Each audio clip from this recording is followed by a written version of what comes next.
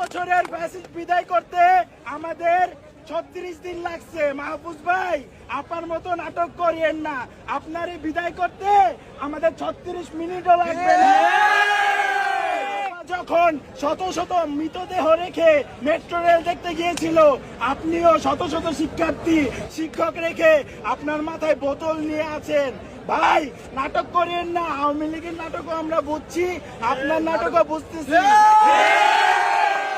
ওই মাহফুজ না সান্ডা।